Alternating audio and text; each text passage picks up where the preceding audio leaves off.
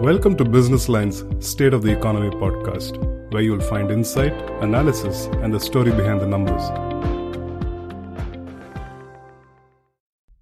Namaskar, welcome to the latest episode of State of Economy, where we are going to discuss macroeconomic parameters, high-frequency economic indicators, and what are the things which are going to shape economic policies in next 3 to 6 months or over a period of 1 year.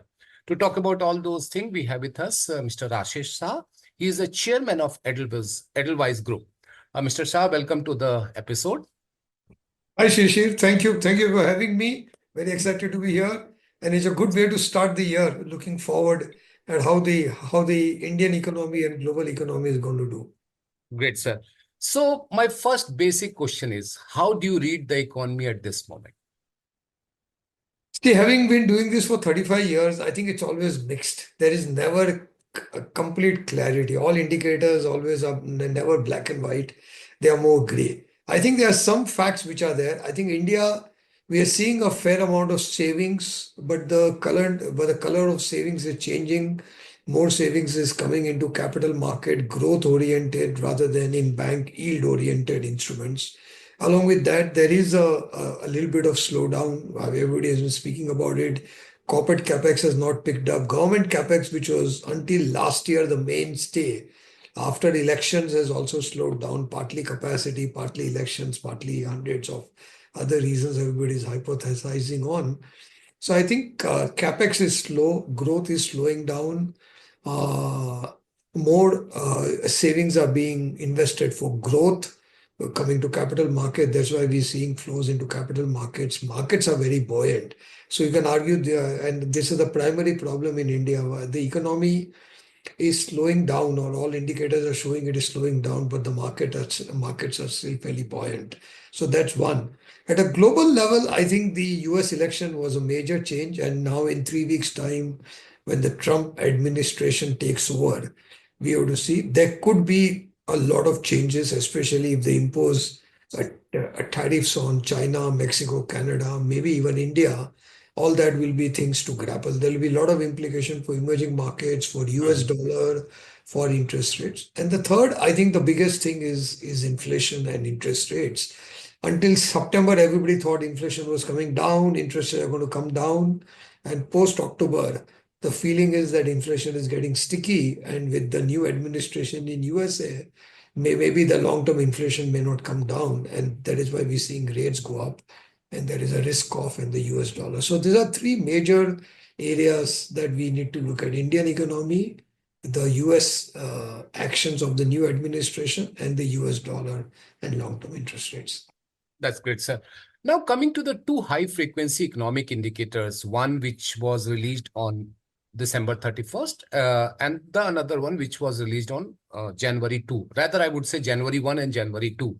January 1, we had this GST collection number, which is showing that it has been recording a good growth if we take the Y-on-Y number. But if we take the MOM number, it is the 3-month low in the month of December. And the second thing is that the PMI manufacturing, which was released on 2nd January, and that is 12 months low. How do you read these two numbers, especially considering in mind the consumption factor in the overall scenario? So I think for GST, I would look at YOY more because there is a seasonality involved. And I know, post the Diwali and all, consumption does slow down. December is usually not a great time where people buy cars and all that. Usually Q4 there's a lot of action that happens. I mean, if you ask anybody, there's a lot of sales pickup in Q4. So December is usually slow. So if say a 3-month slowdown in December as compared to the previous 2 months, I would not read too much into that. I would look at December on December. I think the GST collections are averaging about 8%, 8 or 9% growth rate, which should be higher. It should be growing at about 10 to 11 because there should be the nominal GDP. And they've also been increasing rates a little bit here and there, as we have seen in the social media and all. So as a result of that, any GST YOY growth below 10% would indicate investment consumption slowdown or economic slowdown. So I agree with that. Same thing on PMI. As we all know, CapEx is not picking up as fast as we want, partly because there's a lot of brownfield investments happening, partly even today, project finance is not easily available. RBI came out with some new norms. You talk to any banks, I think greenfield project finance is still area that they are averse to. We are also seeing good pickup in housing, but a lot of housing is in the higher end. I think the affordable housing is not picking up as much. So I think CapEx and investment oriented spending is still not picking up as much, which is reflected in the PMI. Okay. Sir, one interesting trend which we have observed in RBI Financial Stability Report, everything is very good with the banking sector. NPA is down, CRAR is very good, everything is okay. But one particular line which attracted my attention, that the share of consumption loan is picking up while the asset building is down. Uh, on the one hand, we say that the consumption is down, and the other hand, we say the share of consumption loan is picking up. How do you read these trends? So I think whatever consumption is happening, especially people are still buying phones and stuff like that, a lot of that is now being financed with borrowing. Or maybe 5 years ago, that was not available. Also, banks were doing a lot more capital expenditure funding and all that. I think now with more, GST data or other, UPI and Aadhaar and everything available, there is a lot more comfort to give consumption loans. So consumption loans are picking up. The younger generation is also more comfortable borrowing money, even for consumption, for holidays and for buying iPhones and all that. So all that is going on. I think it has the other reason banks prefer consumption loan is they are usually shorter duration. Usually they are, between a year to 18 months or 2 years. So there is a much faster payback and hence the risk comes down as compared to a project loan. If you give a project loan for a steel plant or a cement plant, it will take 3 to 5 years before you know whether the risk is working out or not. Banks are risk averse, and that is why you are seeing NPAs are low, parameters are very good. And what has happened, partly, not the only reason, partly one of the reasons the capex has slowed down is because banks have also become risk averse for project loans, for greenfield projects, especially after the last 8, 10 years of NPA crisis that we saw. There is a little bit of risk aversion on that also. So consumption loans are picking up. RBI is worried about that because ultimately you don't want too much consumption loan. And that is now starting to get to a place where household EMIs and all are also coming under a little bit of stress. So I think what will actually help India is a huge pickup in investment activity. And we have to do everything we can do. Government has to do everything that they can do to help get the investment pickup started. And sir, one more thing I would like to add here, since many of the consumption loan are unsecured loans, so that is another problem for the banking sector overall, sir. Yeah, but as I said, the interest rates are higher Mhm. and the tenure is fairly short. Usually these are, 8 EMIs or 12 EMIs or 15 EMI kind of payment. So the turnaround is fairly fast. And given that there is a lot better data available on credit rating, on Aadhaar and UPI and all that, banks are comfortable taking the risk. But there's also expensive loans. Consumption loans carry a much higher interest rate, though I don't think anybody calculates IRR on that. Everybody looks at EMI and how much do you have to pay. But these are usually not 3 year and 5 year loans. These are much more shorter duration loans. So banks are more comfortable. But yeah, there is riskiness in that. RBI has been speaking about unsecured loan growth and all, and they've been trying to slow it down. In fact, this quarter, we have started finally seeing some slowdown in because RBI stability report still looks at data over the last year, but last quarter the unsecured loans have also slowed down. Okay. Sir, this month we are going to have one big event, which is the Trump taking over the presidency in US.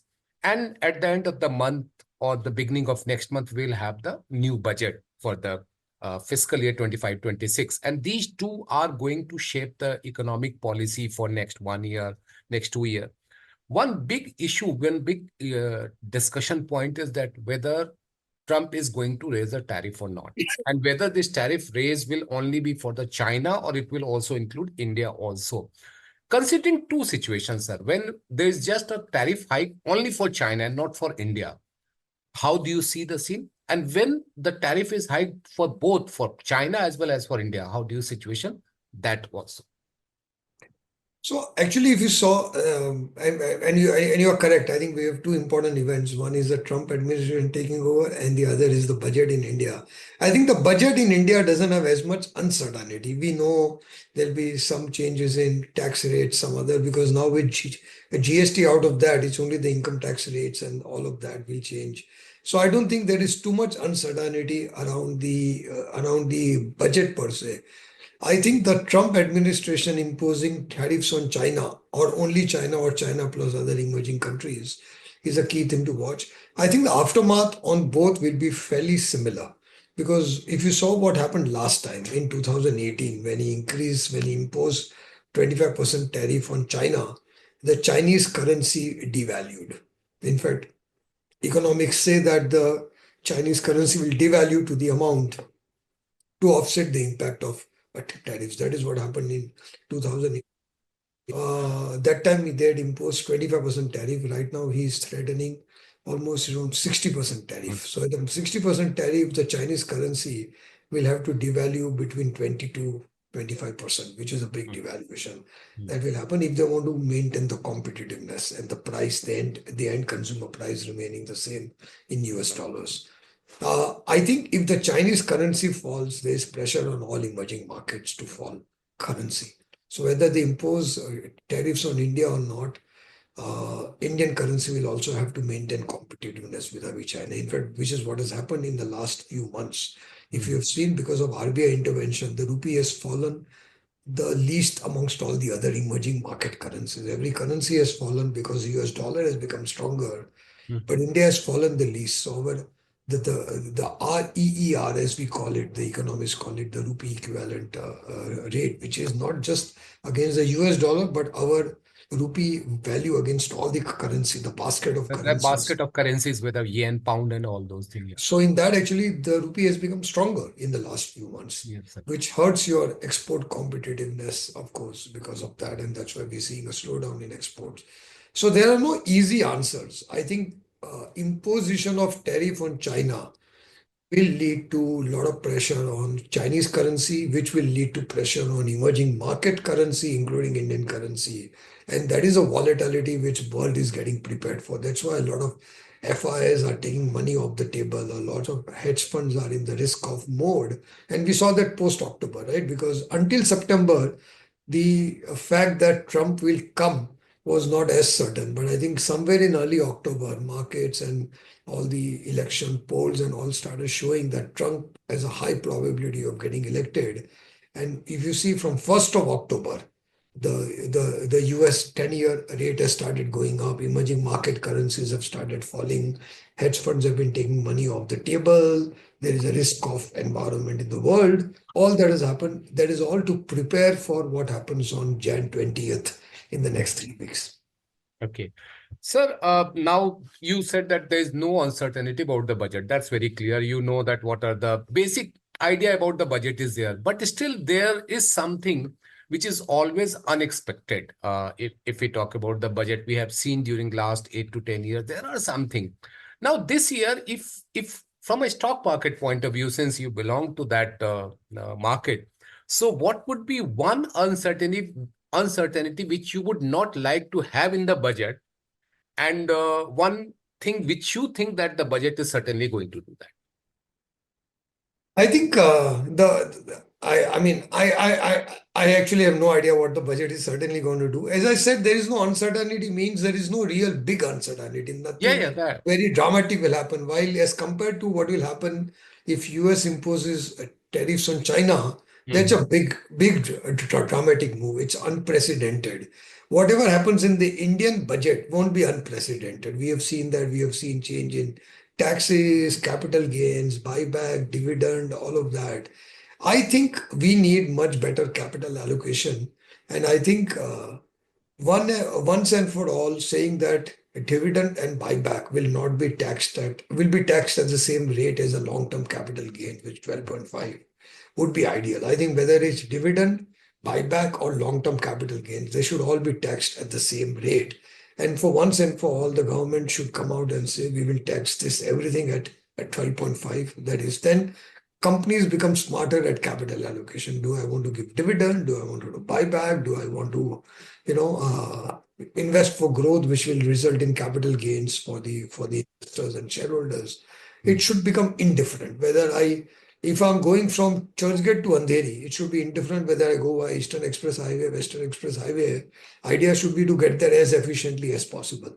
And I think that is what I would want to see, but obviously government will have its own pressures and all. And I think already government gets money from STT, from stock market, capital gain, short term, long term, dividend. Idea is now not to see this as a cash cow, because I think we want more investments. I think that is ultimately, where is the problem in India? If you want growth, you want risk capital. And where does the risk capital come from? It comes from the capital markets, whether it's in private equity, venture capital, IPOs, stock market, all of that. The banking industry should not be providing risk capital. When they tried to provide in the last 10, 15 years, we have had periodic episodes of high NPAs and crisis in the banking sector. The banking sector should provide the low risk capital. The capital market should provide the high risk capital. And that is why, because everything needs a combination of high risk and low risk capital that is available. And we don't want the banks to provide high risk capital to the economy as a whole. So the capital market will have to provide that. So we should encourage that and we should strengthen that.